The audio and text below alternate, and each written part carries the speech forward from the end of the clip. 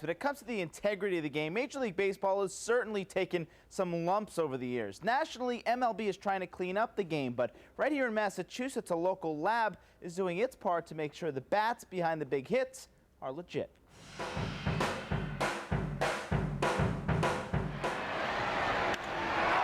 Out towards right center field for Manny Ramirez.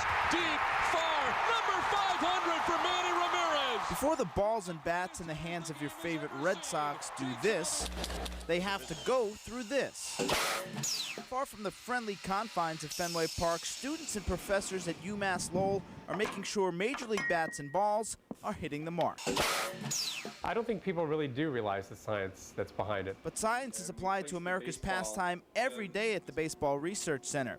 Director Jim Sherwood sees physics in every broken bat. This is a dream job. A job that never stops. From dozens of baseballs to a closet full of every bat maker's latest model, new equipment comes in year-round to be tested. And that's when the fun starts. Instead of Sox sluggers Big Papi and Manny, robotic air cannons test the bats. We use robots instead of humans to test the bats because what we want to do is we want to do these in controlled scientific environment. So, does that bat do its job? Use those yellow light cells that are on there to measure the speed of the baseball going into the collision as well as coming out. And from that, we calculate the performance of the baseball bat. And if the ball speed isn't right, it's back to the drawing board. Next up, durability tests at 200 miles per hour.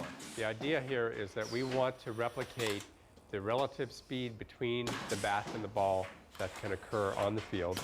And we want to be able to hit the bat on the sweet spot where this red line is on the bat. The center makes sure the bats that end up behind home plate aren't giving players an unfair advantage. There's not going to be any questions as to people getting cheap home runs or people not getting long enough hits because something has changed in the baseball. Major League Baseball relied on the lab's proof 8 years ago when people were suspicious that balls were being juiced. Now boxes of baseballs come to the lab for testing before the season starts and again before the playoffs. Game over. The lab dissects baseballs to check the consistency. That big pile of twine is actually what's compressed inside to make it so hard. Then the robots go back to work again. And this machine, what we're doing is we're measuring the liveliness of the baseball. Basically replicating a wood bat. That ball applied a force to the plate of over 8,000 pounds, the weight of a couple of SUVs. It's a hefty task, keeping the game honest, but one that looks suspiciously like a lot of fun. It is neat to know that we're having an impact on the game and that we are assuring that the baseball that's being thrown by Josh Beckett is to the specifications. So the next time J.D. Drew goes deep, remember, there's a little local science behind that big league at bat. Two-run shot. Now, the center actually does a lot of different baseball work, analyzing college bats and balls as well, but of course it's the lab's work with Major League Baseball that gets its notoriety.